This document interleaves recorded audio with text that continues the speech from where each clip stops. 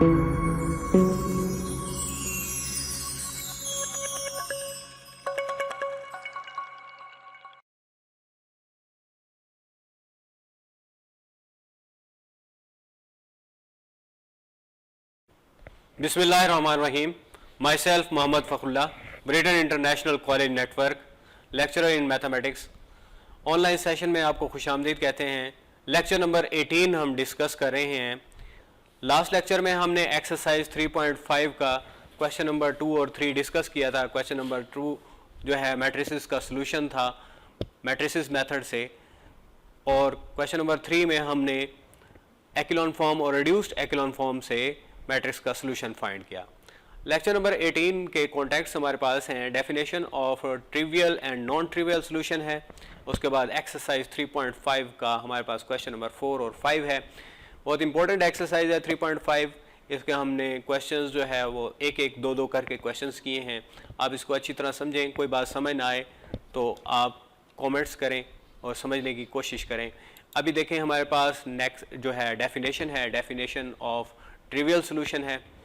Trivial solution हमारे पास क्या है, किसी भी इक्वेशन को जब हम सॉल्व करते हैं उसमें तमाम वेरिएबल्स अगर ज़ीरो हों तो जो सॉल्यूशन होता है उसे क्या कहते हैं, ट्रिवियल सॉल्यूशन कहते हैं। इसमें ए मॉड जो है वो नॉट इक्वल टू ज़ीरो होता है। ये एक सिस्टम के बारे में बात की गई है, सिस्टम ऑफ इक्वेशंस हो जिसमें तमाम वेरिएबल्स ज़ीरो हों। ये होमोजीनियस में होता है। होमोजीनियस में A mod is not equal to zero. उसके बाद नॉन ट्रिवियल सोल्यूशन में होता है कि ऐसा सोल्यूशन जो 0 0 0 के अलावा जो भी सोल्यूशन होता है उस सोल्यूशन को नॉन ट्रिवियल सोल्यूशन कहते हैं, और नॉन ट्रिवियल सोल्यूशन में A determinant must not equal to 0 होता है। अभी हम क्वेश्चन करते हैं। क्वेश्चन नंबर 4 का पार्ट 1 है। क्वेश्चन नंबर 4 के पार्ट 1 में सबसे पहले हम कोएफिशिएंट मैट्रिक्स और वेरिएबल मैट्रिक्स, और राइट साइड पे हमारे पास होमोजीनियस इक्वेशन की वजह से 0 0 0 है। तो इसके बाद हम ए मॉड फाइंड करेंगे। ए मॉड फाइंड करते हुए आप देखेंगे कि इसमें ए मॉड जो है वो 0 के इक्वल है। 0 के इक्वल होने की वजह से जो हमारे पास है इसको कहेंगे hence system has non trivial solution. System का क्या है, नॉन ट्रिवियल सॉल्यूशन है। अगर मॉड 0 हो तो वो सिस्टम का क्या होता है, नॉन ट्रिवियल सॉल्यूशन होता है। अब गिवन सिस्टम को हम इक्वेशंस में लिख देंगे x + 2y - 2z = 0। तीनों इक्वेशंस लिखेंगे। इन तीन इक्वेशंस में हमारी कोशिश ये होगी कि वेरिएबल्स आपस में क्या हो जाएं, कैंसिल हो जाएं। यानी जैसे फर्स्ट में हमने क्या किया है, multiply equation 2/2 and subtract from 1, ताकि y के कोएफिशिएंट सेम हो जाएं और सब्ट्रैक्ट करने से y आपस में क्या हो जाए, कैंसिल हो जाए, और हम x की वैल्यू निकाल सकें। तो x की वैल्यू क्या आ गई है, -4z। सिमिलरली नेक्स्ट में हम क्या करेंगे, x को कैंसिल करेंगे, multiplying equation 1/2 and then subtracting from 2 करेंगे। दोनों इक्वेशन को सब्ट्रैक्ट करेंगे जिससे हमारे पास x कैंसिल हो जाएगा और y की वैल्यू आ जाएगी। y की वैल्यू क्या आ जाएगी, 3z।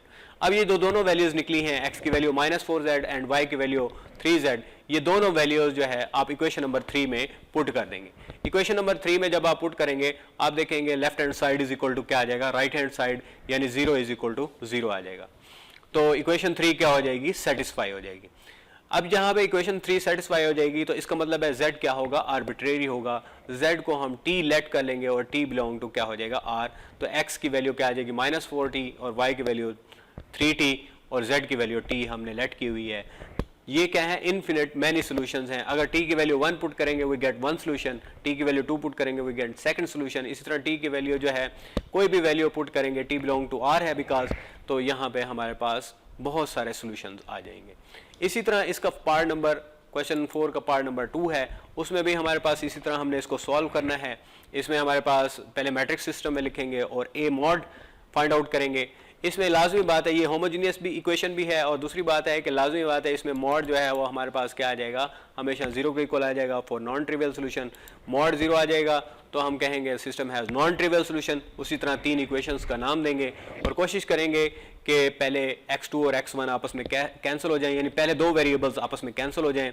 तो पहले हमने इक्वेशन 2 को 4 से मल्टीप्लाई किया और सब्ट्रैक्ट फ्रॉम 1 किया, जिससे हमारे पास x2 आपस में क्या हो गए, कैंसिल हो गए, और x1 की वैल्यू 2x3 आ गई। उसके बाद हमने नेक्स्ट में multiply equation 1 by 2 and then subtract from 2 कर दिया, जिससे x1 कैंसिल हो गया और x2 की वैल्यू आ गई x2 is equal to minus x3। x1 और x2 की वैल्यू को इक्वेशन नंबर 3 में पुट कर दें। वैसे अगर चाहें तो आप इक्वेशन नंबर 2 और 1 में भी पुट कर सकते हैं। सारी इक्वेशन आपस में क्या होंगी, सेटिस्फाई, 0 इज इक्वल टू 0 आ जाएगा। तो x1 की वैल्यू क्या है 2x3, x2 की वैल्यू माइनस x3, x3 को लेट कर लेंगे t को equal t belong to r हो जाएगा। इस तरह हमारे पास तीन सोल्यूशन आ जाएंगे, x1 is equal to t, x2 is equal to 2t और x3 is equal to t। ये हमारे पास जो सोल्यूशन है ये इन्फिनिट मैनी सोल्यूशन है। t की वैल्यू जितनी वैल्यूज पुट करेंगे उतने ही सोल्यूशन हमारे पास आते जाएंगे। तो ये हमारे पास इसका आंसर था।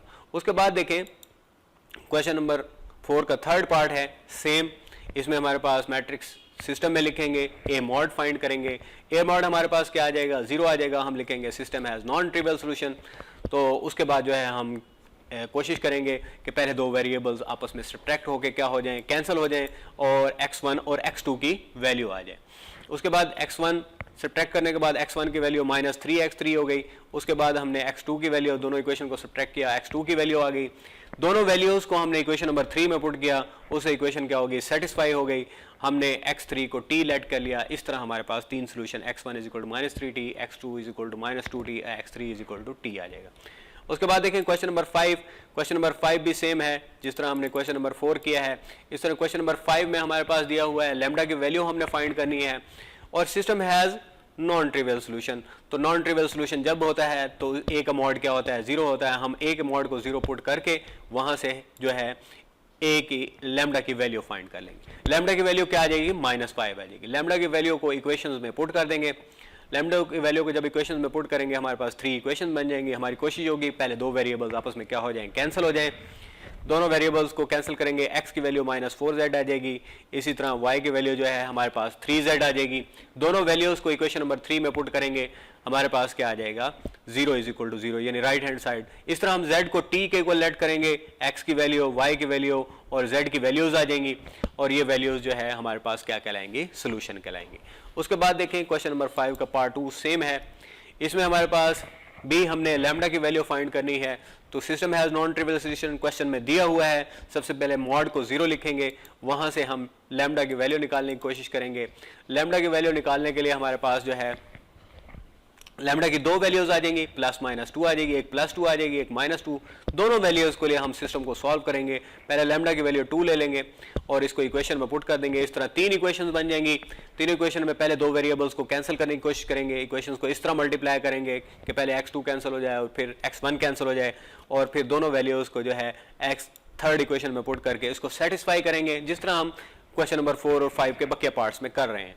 तो इस तरह हमारे पास x1 की वैल्यू 2t, x2 की वैल्यू भी 2t आ जाएगी और x3 की वैल्यू क्या आ जाएगी, t आ जाएगी। इसके बाद हमारे पास जो है जैसे कि हमारे पास लैम्डा की दो वैल्यूज आई थी, एक लैम्डा इज इक्वल 2 आया था, अब लैम्डा इज इक्वल टू -2 आ गया है। लैम्डा इज इक्वल टू -2 भी तीनों इक्वेशन में पुट करेंगे, उसी तरह सॉल्व करेंगे जिस तरह हमने पीछे सॉल्व किया है। सॉल्व करने के बाद जो है हमारे पास क्या आ जाएगी, सोल्यूशन आ जाएगा। x1 की वैल्यू 10/70, x2 की वैल्यू 1/70, x3 की वैल्यू t आ जाएगी। और ये था हमारे पास आज का लेक्चर। क्वेश्चन नंबर 4 और 5 हमने डिस्कस किया, ट्रिवियल सोल्यूशन और नॉन ट्रिवियल सोल्यूशन को डिस्कस किया। इसमें से कोई पॉइंट आपको क्लियर नहीं हो रहा तो आप कमेंट बॉक्स में कमेंट करें।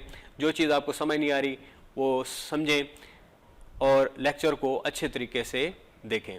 थैंक यू एंड अल्लाह हाफिज़।